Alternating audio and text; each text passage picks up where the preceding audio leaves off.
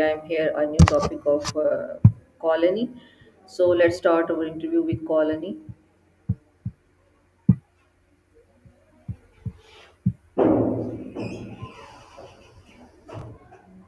Hi Annie, how are you?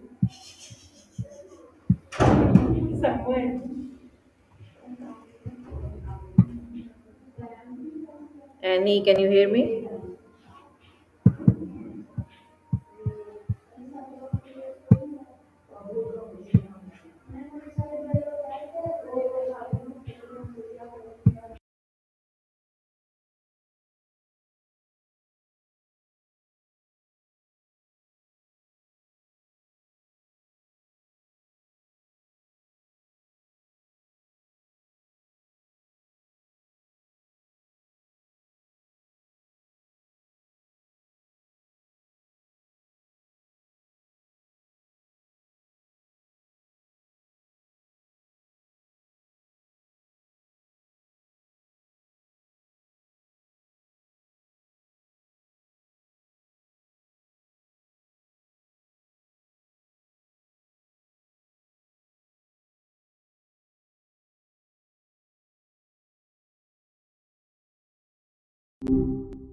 Hey, hey. Hi Maya, can you hear me? And clear. How's it going? Anything interesting happening today? Oh, nothing Maya. Maya, my topic is my goals and how can I achieve them. So let's start our interview. How can happiness improve teamwork and leadership? Gotcha. It's a good one. Honestly, happiness is kind of the secret sauce for both. When people are genuinely happy, they're way more collaborative, more willing to share ideas, support each other, and actually listen. It builds. And as for leadership, a happy leader tends to be more inspiring and approachable. People are more likely to follow someone who seems genuinely content rather stressed and barking orders. It creates a positive feedback loop. Good morning to you too. Sounds like the tech's having a little trouble catching everything. No Maya, worries, I get the gist. Maya, my next question is So, what role does patience play in happiness? right, okay. Patience, you mean? Yeah, that's huge. I think a lot of people mistake instant gratification for happiness, but it's usually pretty fleeting. True happiness, the kind that actually sticks, often working towards something, even if it takes time. It's about appreciating the small wins along the way and not getting totally derailed when things don't go as planned.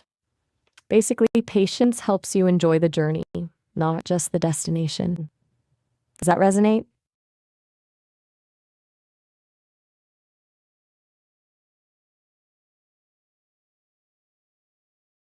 Sure thing. Okay, so when we talk about patience and happiness, it's not just about good vibes only while you wait for something. It's a skill, almost like a muscle you have to build. Think about it. So much of it is frankly out of our control.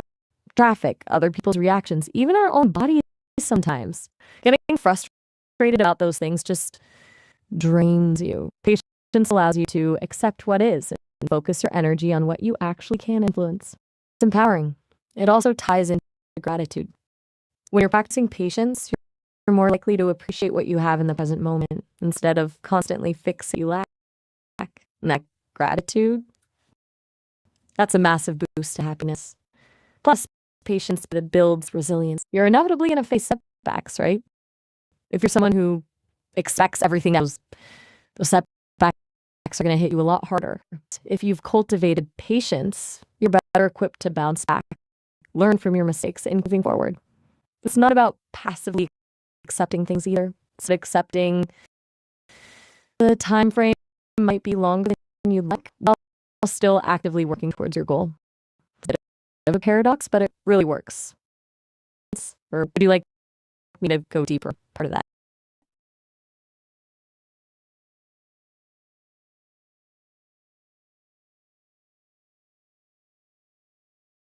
Next question is All right. how can happiness improve? How do you handle negativity while staying happy? Okay, that's a good one because it is inevitable. Happiness doesn't mean you suddenly become immune to bad stuff. It's about how you respond to it. When you're generally happy, you've got a bit of a buffer, you know? You're starting from a more positive place, so you're to not get completely swallowed up by negative thoughts or people. It's like having a thicker skin. But it's also about actively cultivating perspective, like recognizing that most negative things aren't permanent and often they're not even about you personally. It's also helpful to focus on what you can control. You can't stop someone from being negative, but you can control how much you engage with that negativity. And sometimes the best thing you can do is just set boundaries. Step back, protect your energy, and surround yourself with people who lift you up.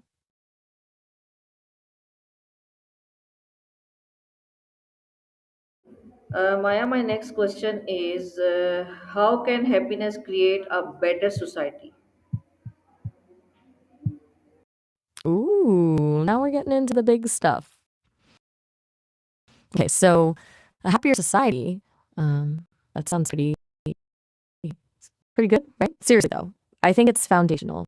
Happier people tend to be more empathetic, more compassionate, and more likely to engage in pro-social behavior, helping others, volunteering, contributing to communities. Mm.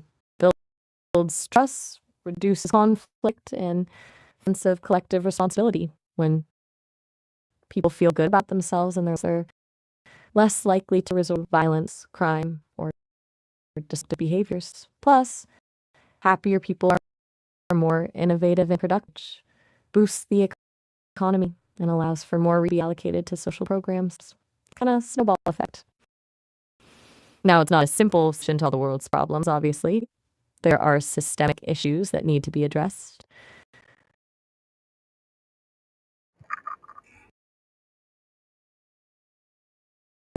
Individuals and as a society is a crucial step towards creating a more just, equitable, and sustainable world. Does that feel right to you?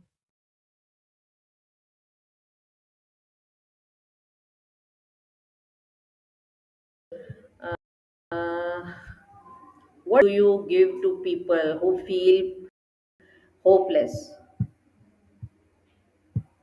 Okay, that's a tough one. Honestly, if someone's feeling truly hopeless, it's important to acknowledge that feeling. Don't try to brush it aside attitudes. But I'd want to remind that feelings aren't facts. Hopelessness feels absolute, but it's not a permanent state. It's a signal that something needs to change, not a life sentence. I'd encourage them to focus on the smallest possible step they can take, something achievable, even if it feels insignificant. Maybe it's just getting out of bed or drinking a glass of water. Small and build momentum. And I want them to know that they're people who care and want to help. Reaching out, if it feels scary, is a sign of strength, not weakness. It takes courage to ask for help, and there's no shame in doing so. And if they're struggling with thoughts of self-harm, please reach out to a crisis hotline or a mental health professional. There is help available, and things can get better, even when it feels impossible. My next question is Maya. Right. How do you balance personal happiness and helping others? That's the $1 million question, isn't it? It's, it, it's a constant dance, honestly. I think the key is realizing it's not an either or situation. Helping others can absolutely contribute to your own happiness, but it needs to be done sustainably. You can't pour from an empty cup, you know? Setting boundaries is crucial. It's okay to say no, to prioritize your own needs, and to protect your energy. It's also about finding ways to help that genuinely fulfill you rather than feeling like a burden. When you're doing something that aligns with your values and passions, it doesn't feel like a sacrifice. And ironically, often when you're at your best, when you're and healthy, you have more to give to others. It's about finding that sweet spot where your own well being and your desire to make it coexist. What are your thoughts on that? Do you find it's hard to strike? Okay, how can graduate increase happiness? Okay, graduate? Huh. That's a really interesting angle. Okay, so graduate is in a really unique position. They've just completed a big milestone. They're probably facing a lot of uncertainty and change. To happiness, I think it's about intentionally building a life that feels meaningful and fulfilling. That means folk things like cultivating strong relationships, pursuing work that aligns with their values, and taking care of their physical and mental health. So about embracing lifelong learning, continuing to grow and challenge themselves even after finishing school. Creating a routine that incorporates things that they enjoy, like hobbies, exercise, or pursuits, is huge. A lot of graduates struggle with comparison and constantly measuring those up to their peers. It's important to resist that urge and follow your own path. And ultimately, I think it's about practicing gratitude, acknowledging the good things in their life, even the small ones, can make a big difference. What do you think are some of the biggest challenges graduates face when it comes to finding happiness? Like you, and you are right. How do you inspire people to find happiness within themselves? Good at this. Okay, so inspiring someone to find happiness within, it's not about pep talk or telling them what to do. It's about helping them tap into their own inner wisdom and resilience. I think of it comes down to genuinely listening, really hearing what they're struggling with without judgment, asking open-ended questions that encourage reflection, and then sharing your own vulnerabilities and experiences, telling them that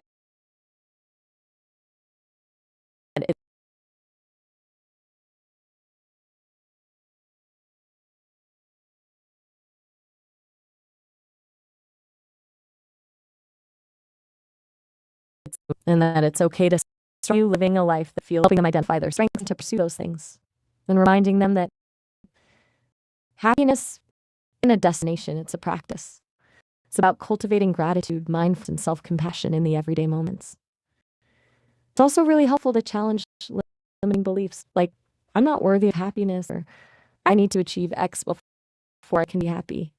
Those are often just stories we tell ourselves, and they can be incredibly disempowering. Does that resonate with your own experience? Yes, Maya. Maya, how can happiness be shared without money?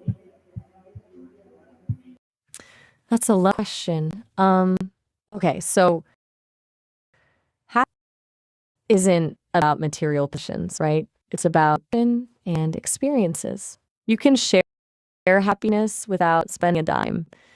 A genuine compliment, a listening ear, a handwritten note, those things mean so much.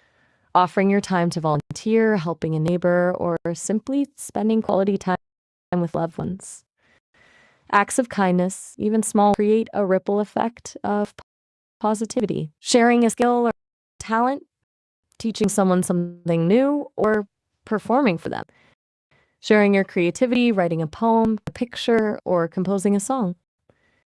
Simply being present and offering your full attention can be incredibly meaningful. Laughter is free. Sharing a funny story or a silly moment. Basically, it's about being generous with your time, your energy, and your heart. It's about recognizing the value of human connection and finding joy in the simple things.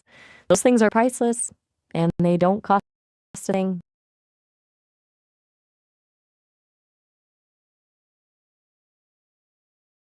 Picking up where we left off, it's also about creating shared experiences, even if they're low cost.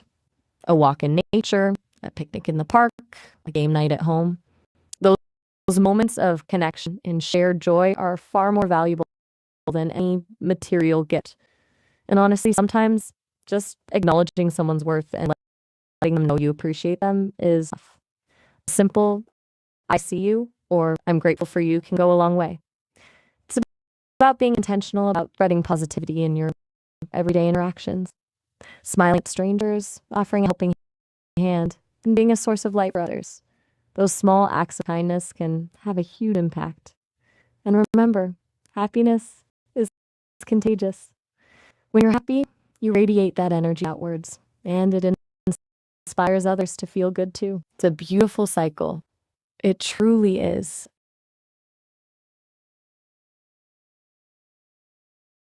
Yeah, thanks for giving us your time, and this is and I appreciate it. So, viewers, this is my Maya session. We will meet a new Maya. Till then, Allah Hafiz, Pakistan, Zindabad.